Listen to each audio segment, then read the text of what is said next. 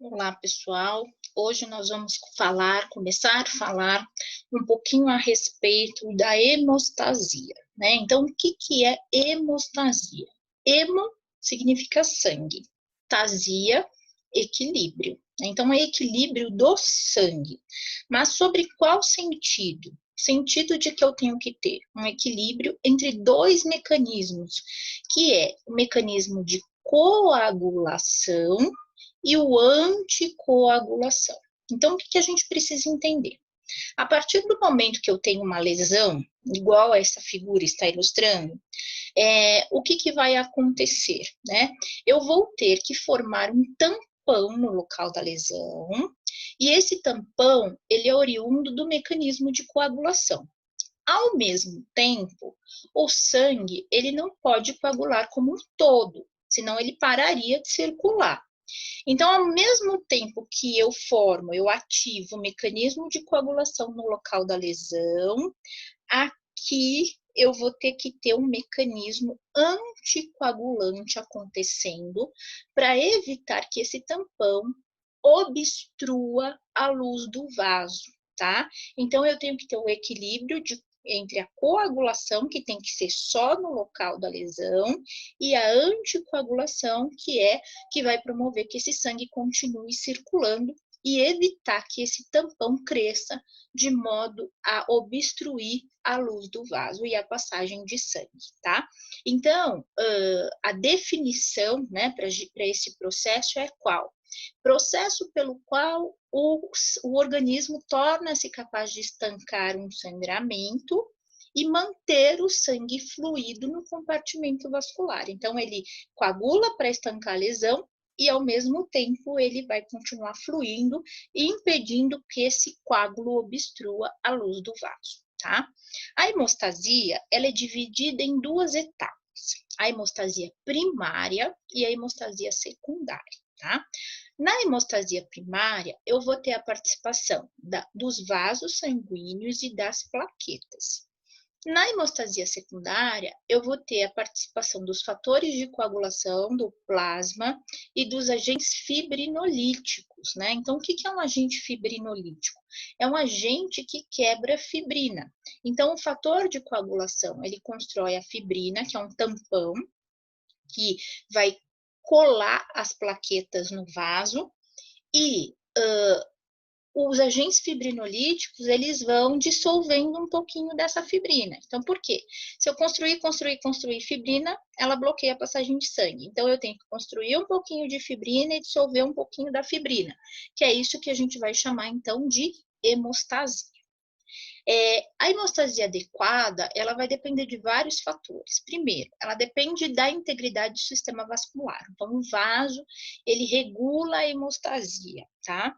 Depende do número adequado de plaquetas. Então, para eu ter uma hemostasia primária, eu tenho que ter quantidade suficiente de plaquetas. Depende da função dessa plaqueta. Também não adianta eu ter número e ela ser uma plaqueta disfuncional. Depende da função adequada dos fatores de coagulação que circulam no plasma e também da ação dos agentes fibrinolíticos, que são aqueles que dissolvem a fibrina para tentar deixar ela limitada ao local da lesão. Então, na hemostasia, eu vou ter a participação das plaquetas, dos fatores de coagulação, dos vasos sanguíneos e da fibrinólise, que é a quebra da fibrina. Papel dos vasos. Então, vamos começar falando como é que o vaso participa da hemostasia, tá? Então, os vasos, eles atuam desempenhando um papel coagulante e um papel anticoagulante. Isso vai depender do momento. Então, por exemplo, toda vez que eu tiver uma lesão vascular, tá? E aí esse termo lesão, ele é muito abrangente. Lesão não necessariamente é um corte, né? Que nem quando a gente vai coletar sangue. A gente entra com a agulha no vaso sanguíneo. Então, você perfura as 3 camadas desse vaso: adventícia, muscular e endotélio. Então, a gente pensa que lesão é algo mais agressivo. Não necessariamente. Às vezes, o que pode acontecer? A gente tem lá internamente, né, fatores que vão lesar essa parte interna do vaso. E para o organismo, se eu leso essa camada interna do vaso, que a gente chama de endotélio, eu já estou tendo uma lesão e eu preciso acionar a coagulação. Então, o que pode lesar apenas essa camada interna do vaso? Uma pressão alta, porque se o vaso estira, as células se afastam e pode dar a entender que houve uma lesão vascular. Aterosclerose, quando eu tenho deposição de gordura na camada íntima das artérias, aquela gordura vai crescendo, vai crescendo, vai crescendo, e aí ela pode afastar essas células endoteliais, fazendo com que o organismo entenda que teve uma lesão e precisa coagular. Diabetes, né? Então, tem uma série de fatores subclínicos, assintomáticos, que o organismo entende que o vaso está sofrendo uma lesão e precisa acionar o mecanismo de coagulação.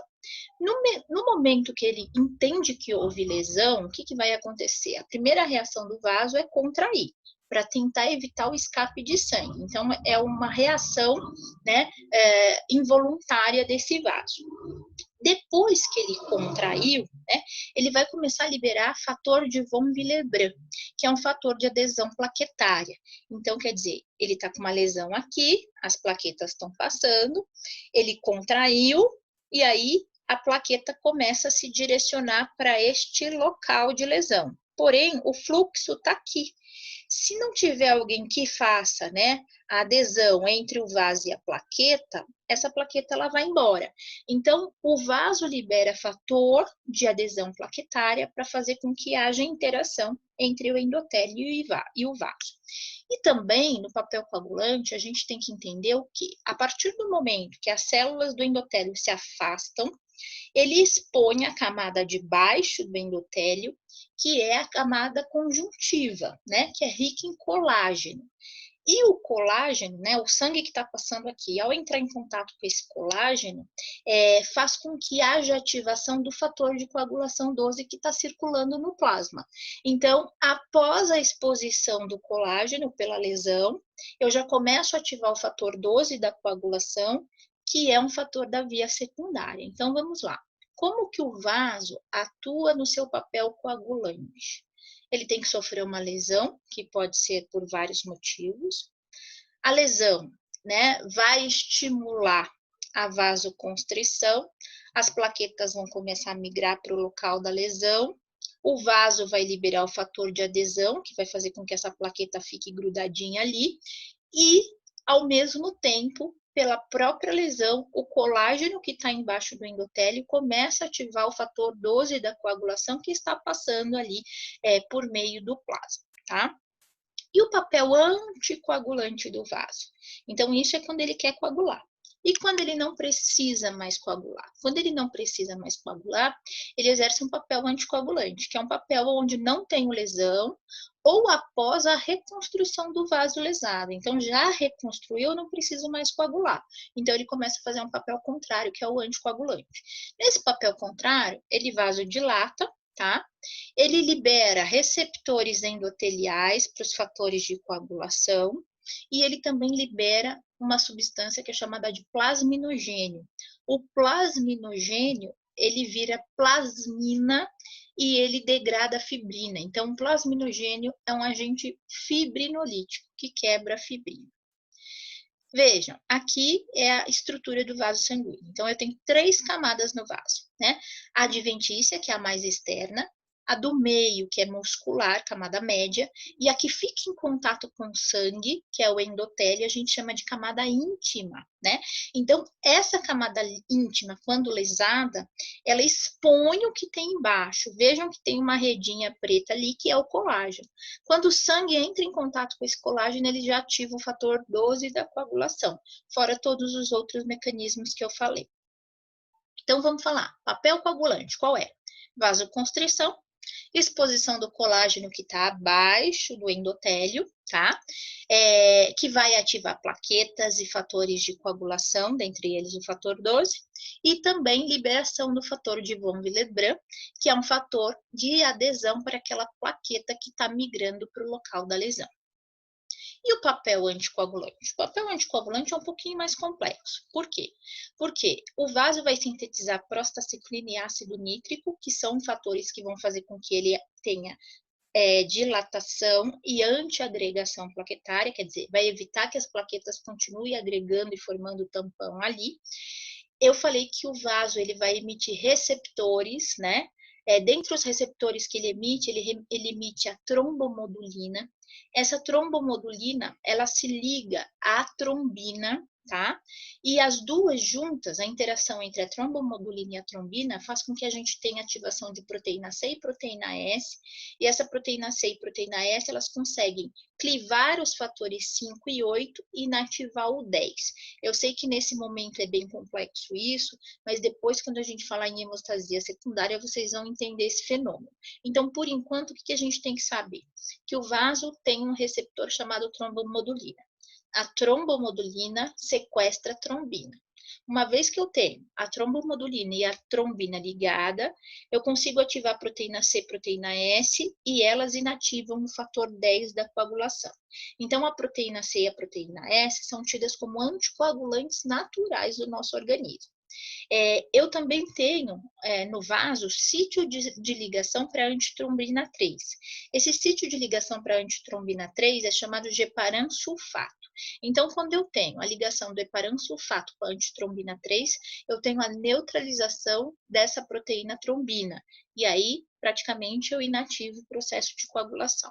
Fora isso, o vaso também libera o plasminogênio, que é uma substância que vai induzir a fibrinólise, ou seja, quebra de fibrina. Então, tanto a ação da trombomodulina como do heparan sulfato é o quê? É impedir que o trombo continue sendo formado. E o plasminogênio, ele tem a função de degradar a fibrina que já foi formada. Então, são ações diferentes anticoagulantes. Como que a plaqueta participa da hemostasia primária? Então, vejam, o que são plaquetas? Plaquetas são fragmentos do megacariócito, né? São estruturas anucleadas que possuem de 2 a 4 micras de diâmetro, uma vida média de 10 dias em circulação. Posterior a isso, elas são sequestradas pelos macrófagos do baço. A gente tem que ter uma concentração de plaquetas para ser considerados normais em torno de 150 mil a 400 mil plaquetas, e um megacariócito, em 10 dias, ele origina de 10 mil a 5 mil plaquetas. 2/3 delas ficam circulando e 1/3 fica no baço por remoção dessas células senescentes. A plaqueta, como eu disse para vocês, apesar de não ser uma célula, ela é uma estrutura extremamente complexa. Por que ela é complexa? Porque ela vem cheia de substâncias químicas que regulam esse processo de coagulação. Então, estruturalmente, ela vai ter uma zona periférica, que é essa zona mais externa dela, onde eu vou encontrar glicoproteínas de adesão e agregação plaquetária. Então, lembra que eu falei que a plaqueta se adere ao vaso? Por que ela se adere? Porque o vaso libera o fator de adesão e a plaqueta tem receptor para esse fator de adesão plaquetária, tá?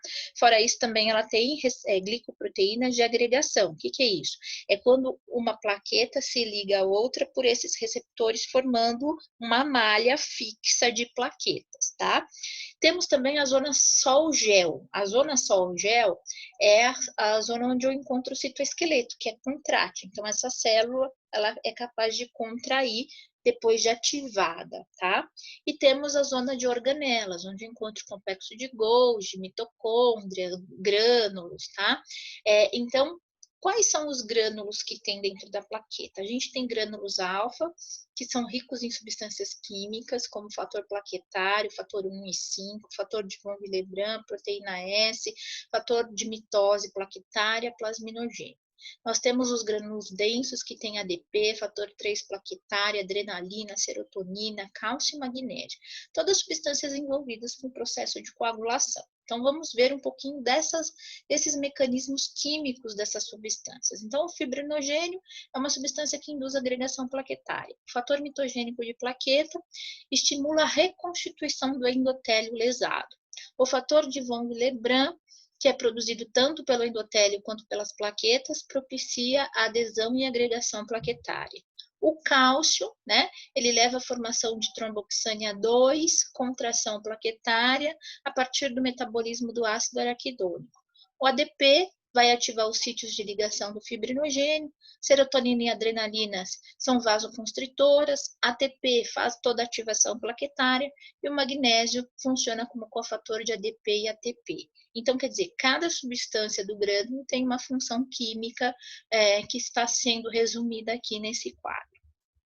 Então, vamos falar propriamente da função plaquetária. Como que ela faz? Como que ela funciona para formar o tampão primário, que essa é a função da hemostasia primária. Então, a hemostasia primária, ela tem a função de construir no local um tampão primário, plaquetário, instável, também chamado de trombo branco, tá? Então, como que eu tenho essa formação acontecendo?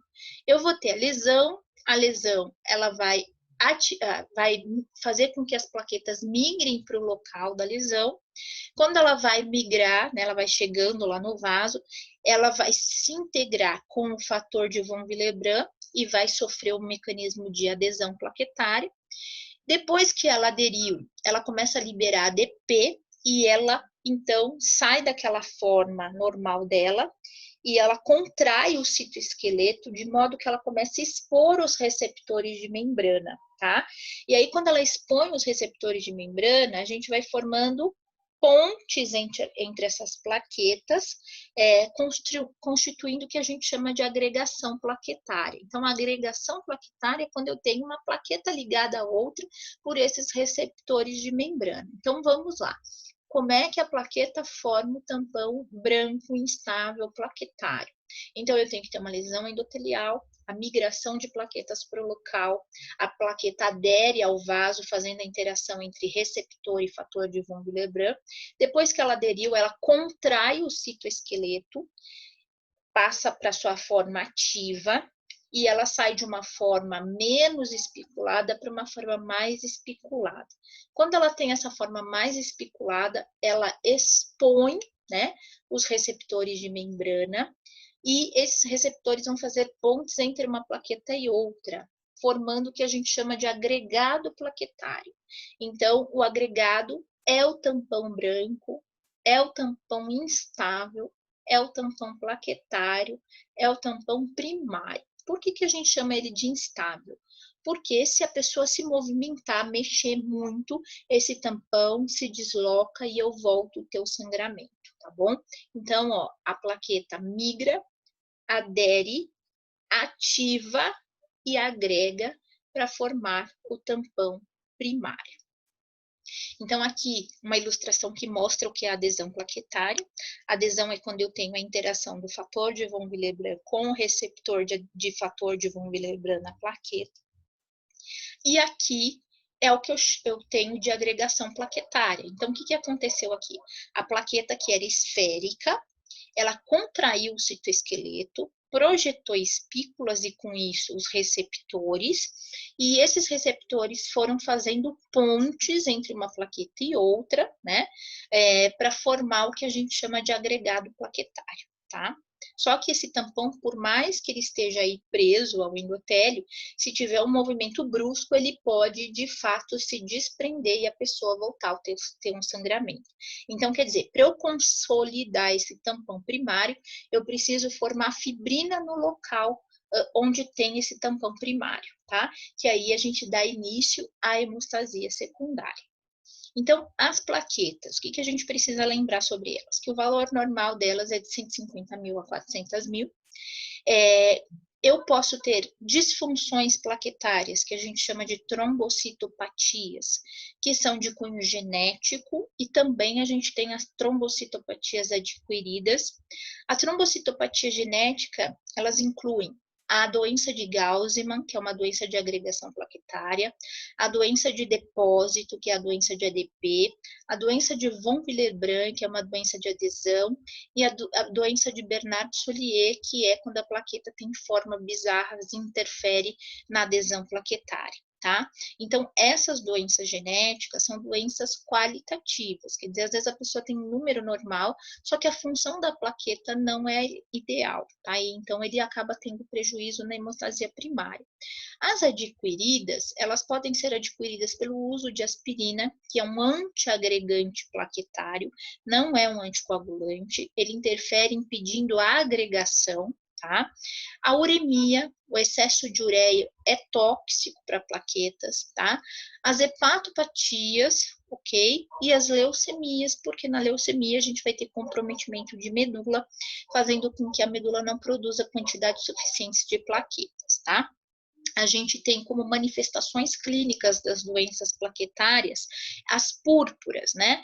Que são pacientes que começam a expressar várias petequias, manchinhas vermelhas na pele pela falta de plaquetas, as equimoses, que são manchas maiores, e até mesmo as hemorragias espontâneas quando ela estiver abaixo de 20 mil, tá? Vamos falar um pouquinho das trombocitopatias genéticas. Então, o que é a doença de Gaussman? É uma doença caracterizada pela ausência de glicoproteína de agregação, o GIP2B e o 3A. Então, não vai ter aquelas glicoproteínas que fazem as pontes entre as plaquetas. Então, ela até adere, mas ela não consegue agregar, não consegue formar o tampão primário. Temos a doença de depósito, que é a incapacidade de liberação de ADP. Se não libera ADP, eu também não tenho agregação, o citoesqueleto não contrai. Eu tenho a doença de von Willebrand, que é quando não tem capacidade de adesão plaquetária. Então, a plaqueta migra, chega lá e vai embora. Migra, chega lá e vai embora. Então, quer dizer, eu não tenho formação desse tampão inicial. E também temos a doença de Bernard-Soulier, que é uma doença em que as plaquetas são grandes, né?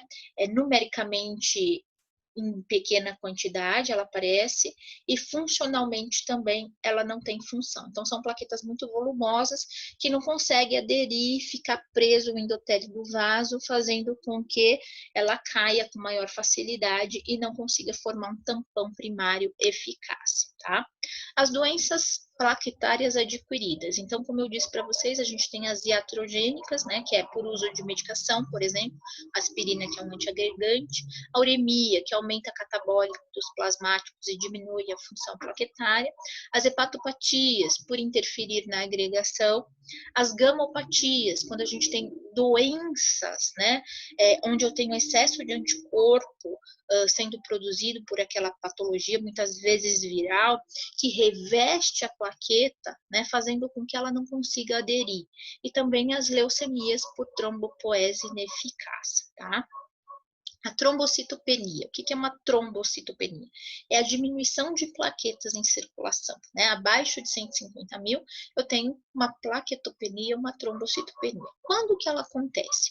Geralmente por número diminuído de plaquetas que ocorrem por uma medula que não produz adequadamente, pode ser uma medula aplásica, né? Geneticamente não funcional, pode ser falta de vitamina B12, pode ser neoplasia, pode ser leucemia, né? Então, pode ter algum fator que está interferindo na produção de plaquetas pela medula óssea. Pode ser por distribuição anormal de plaquetas, quando o baço sequestra excesso de plaquetas, fazendo com que a gente fique com poucas plaquetas circulantes. E uma outra causa é o quê? A destruição excessiva ou o uso excessivo de plaquetas. Quando que a gente vai ter uma destruição excessiva? Por causas imunológicas. E o uso excessivo é quando eu tenho plaquetas formando trombos. Então, o paciente, quando está com trombose, ele tem pouca plaqueta em circulação. Por quê? Porque as plaquetas que ele tem está sendo direcionada para o local da falsa lesão, agregando e formando o tampão. Então, quando a gente faz um exame, tem pouca plaqueta, porque ela está agregada, ela está formando trombo que não deveria formar, tá? Então, elucidar a causa de trombocitopenia é muito complexo. Então, vai desde uma avaliação de medula óssea, de medicamento, né, de baço e de causas que possam estar interferindo nessa plaquetopenia. A pseudotrombocitopenia. Então, isso aqui é algo bastante curioso, por quê? Porque existe, né, a 0,1% da população, ela tem uma reação in vitro contra o EDTA. Então, o que acontece? Quando a gente mistura o sangue desse paciente com o EDTA, que é o anticoagulante usado para hemograma, as plaquetas desse paciente, elas se interam no neutrófilo. Então, elas ficam coroando o neutrófilo, como está na imagem ali, formando uma alteração morfológica que a gente chama de satelitismo plaquetário, tá? Qual que é o problema disso? O problema disso é que se eu fizer um hemograma automatizado, ao passar esse sangue no aparelho, ele não consegue contabilizar as plaquetas. Por quê? As plaquetas vão estar presas no leucócito. Então, ele vai praticamente zerar a plaqueta desse paciente, tá? Nós, do laboratório, quando formos olhar a lâmina, nós precisamos descrever na observação que esse paciente tem satelitismo plaquetário, tá? Então, se tem satelitismo plaquetário, é sinal de que esse paciente tem uma reação, uma pseudotrombocitopenia, uma reação mediada pelo uso do EDTA. Eu não gosto nem de colocar, né, o satelitismo plaquetário e liberar as plaquetas zero lá no aparelho ou baixas. O que eu faço? Toda vez que eu pego um paciente que tem satelitismo plaquetário, eu já peço para a coletora ir lá novamente, fazer uma coleta no tubo de citrato de sódio, que é o tubo azul, passo esse tubo citrato de sódio no aparelho, e aí ele vai conseguir contabilizar as plaquetas. E aí eu coloco, né, em observação, coloco lá, olha, plaquetas realizadas no EDTA, 10.000. Plaquetas realizadas no tubo citrato de sódio, 250.000. Lâmina com presença de satelitismo plaquetário avaliadas pelo EDTA. Então, o médico já vai deduzir que, nesse caso, a pseudotrombocitopenia dele não é em vivo, é in vitro, tá? Isso é muito importante porque eu já ouvi relatos de caso, inclusive num congresso, em que os médicos tiraram o baço do paciente, achando que a plaquetopenia dele era o sequestro de plaquetas pelo baço, porque o laboratório ele não colocava observação que o paciente tinha satelitismo e também não sabia fazer, né, que é necessário colher um tubo azul para tirar essa dúvida, tá? Então, o médico não achava a causa da plaquetopenia, mandou tirar o baço do paciente, depois repetiu o exame pós a remoção do baço e ele percebeu que continuava com a plaqueta baixa e depois que eles foram ver que, na verdade, era uma reação in vitro contra o EDTA, tá? Então, nós finalizamos aqui a parte da hemostasia primária, que é aquela em que a gente vai ter a ação dos vasos e das plaquetas para a construção do tampão instável plaquetário, também conhecido como trombo branco.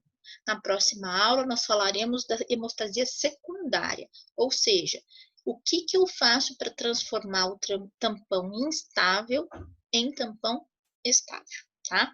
Até a próxima aula, então.